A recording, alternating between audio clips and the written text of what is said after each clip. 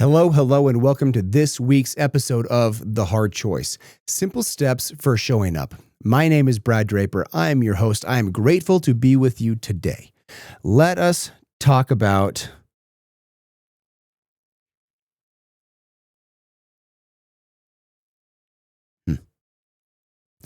Hello, and welcome to The Hard Choice, Simple Steps for Showing Up.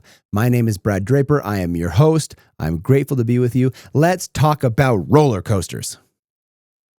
Who likes roller coasters? I actually used to love roller coasters. When I was a little kid, the biggest, the baddest, the fastest, the steepest drops, I was all about it. I could not get enough. I grew up in California. We would go to Six Flags Magic Mountain, and we had season passes there, and I would ride until we had to leave. And then as I've gotten older, I now get headaches. Kind of lame. I get headaches from riding on roller coasters. So now I have to be pretty picky, choosy. Got to make sure I get some motion sickness medication. As long as I get that in, I can ride some coasters with my kids. I don't go on the craziest unless they're smooth.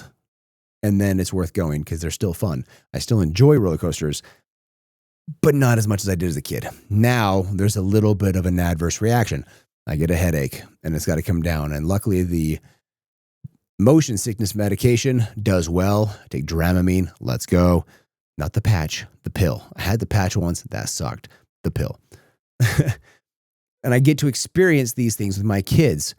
But who's ever been on a roller coaster that was like just straight, flat, boring?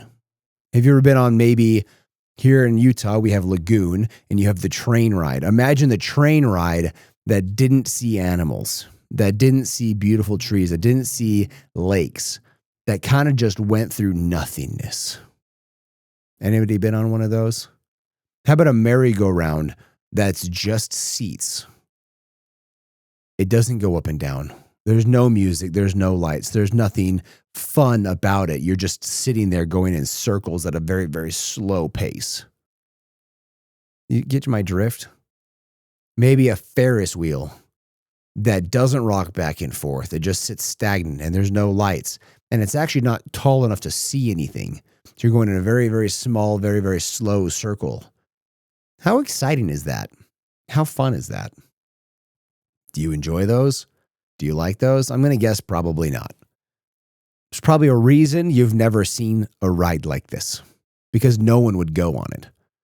There's no thrill. There's no excitement. There's no fun. There's no adrenaline. It doesn't bring crowds. It doesn't sell tickets. You might get one or two people on that, and that's it. But the wild ones, the crazy ones. When I was growing up, we moved to New Jersey after California, and we went to Six Flags Great America. And that was the location that we went to for 6 years. And I remember the ride Medusa. When Medusa launched and came out, we went there. We had season tickets, season passes, whatever. We stood in the line for 4 hours.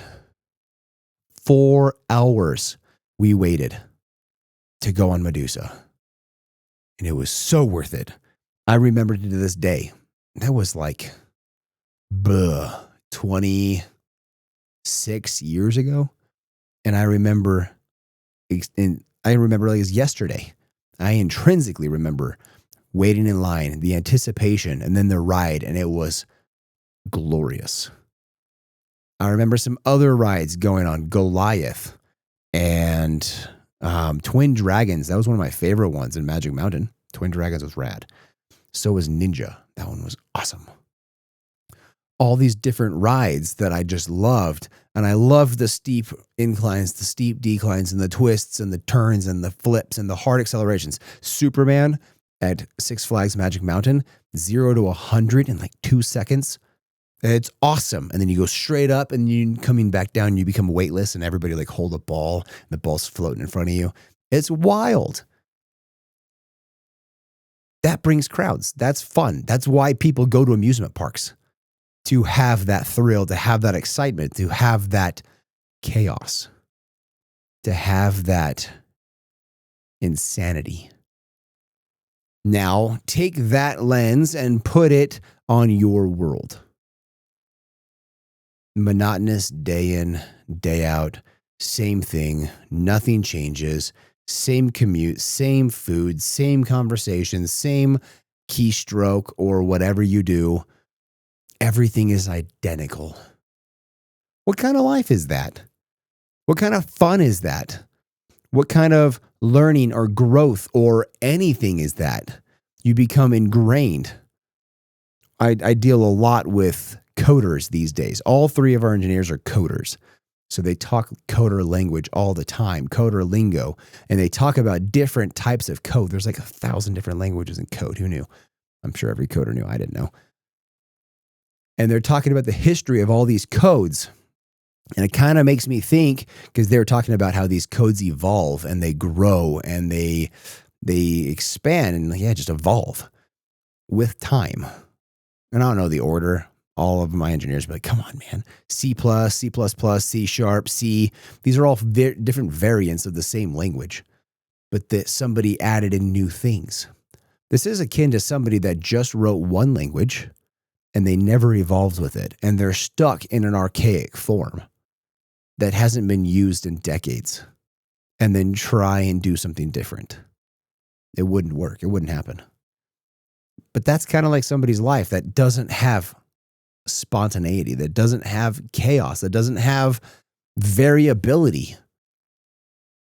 So often we look at this variability, this chaos, this trial, these obstacles, as problems. Well, yeah, they're problems to be solved, to be resolved. It can be fun. Did you know that math can be fun? It is a puzzle. Puzzles can be fun.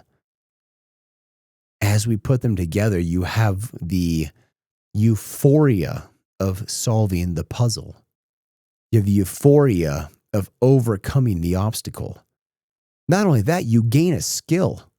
You gain an ability to do something you couldn't do before because of the problem. I was talking in the last episode about how we had an issue where we were doing what we thought last back test, and it tanked by over 400%. Ouch. But that was the rainbow bridge to find better, superior alternatives to what we had before. Smoother, easier, more efficient, faster. It's just simply better. And we were already doing exceptionally well that we were very happy with. How much do you look at the chaos and the trial and the sheer pandemonium of life and place a resourceful, happy lens on it? How much are you looking at these opportunities as exactly that? As opportunities.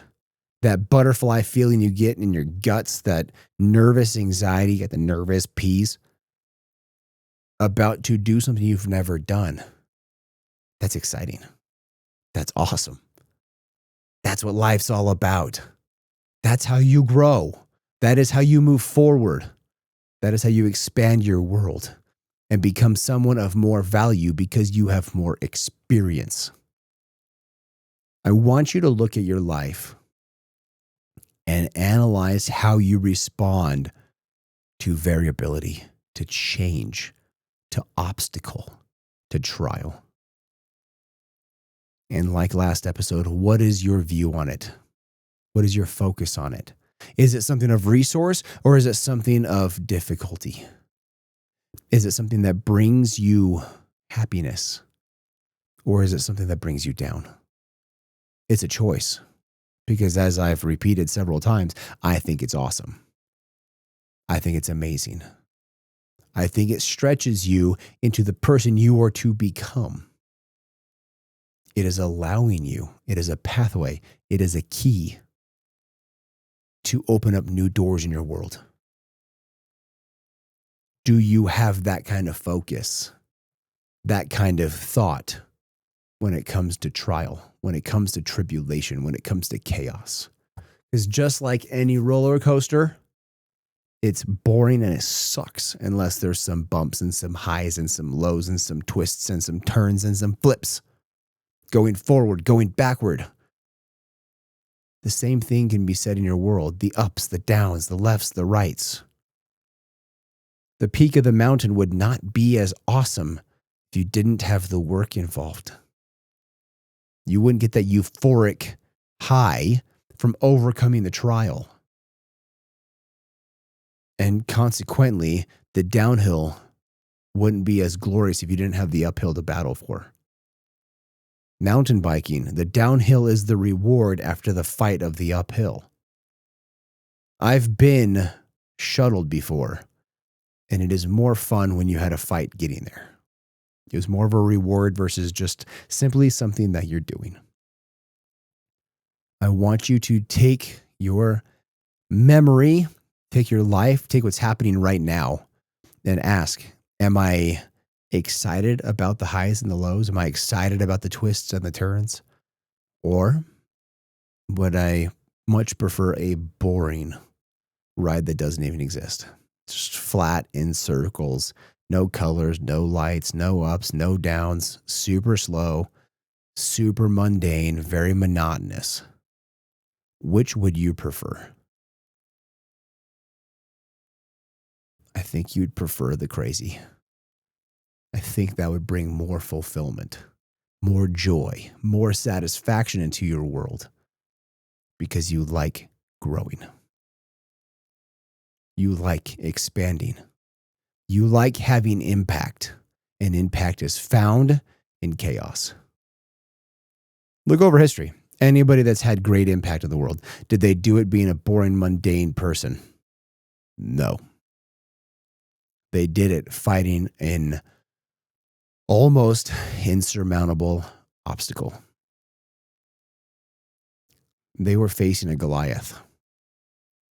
And then here came David doing something remarkable. Be remarkable.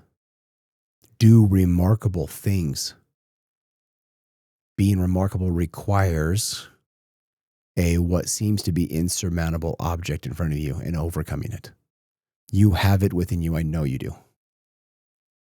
You have the strength. You have the ability. You have the skill. You have the knowledge. You just have to act. Thoughts precede actions. Actions precede opportunities.